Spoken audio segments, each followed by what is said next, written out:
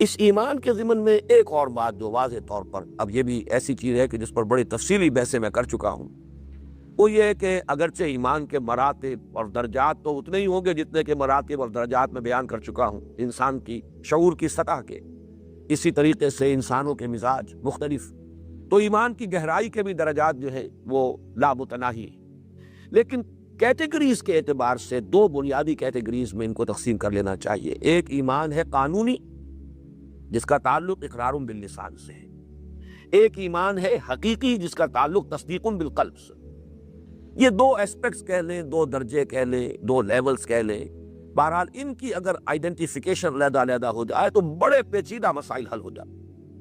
اور ظاہر بات ہے کہ یہاں مراد جو ہے جس ایمان سے اب ہم بحث کر رہے ہیں وہ قانونی ایمان نہیں۔ میرے اس کتاب کے پر ایک مفتی صاحب نے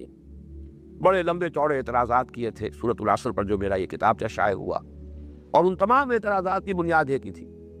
کہ جہاں بھی اس کتابچے میں بحث ہوئی ہے ایمان اور عمل کے لازم و ملزوم ہونے کی، اس پر انہیں اعتراض ہوا، اس لیے کہ قانونی ایمان کی سطح پر ایمان علیحدہ ہے، عمل علیحدہ ہے، میں بھی تسلیم کرتا ہوں،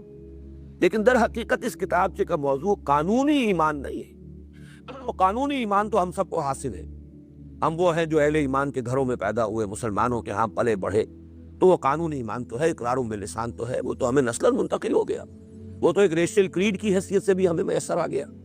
لہذا اس سے بحث کرنے کی ضرورت کیا ہے؟ وہ تو ہے ہی ہے، تحصیل حاصل، جو چیز پہلے سے حاصل ہے انسان کو، اس کے بارے میں مزید گفتگو کی ضرورت کیا ہے؟ اصل میں تو وہ ایمان، قلبی ایمان، اس سے ساری گفتگو ہے، وہ حقیقی ایمان جو کنوکشن کی شکل اختیار کرے،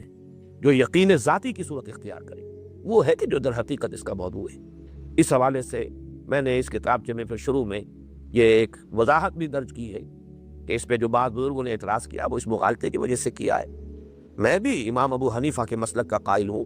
کہ گناہ کبیرہ سے بھی کوئی شخص کافر نہیں ہوتا، قانوناً مسلمان ہی رہتا ہے، لیکن حقیقی ایمان کا تعلق عمل صالح کے ساتھ کیا ہے وہ بالکل دوسری بات ہے۔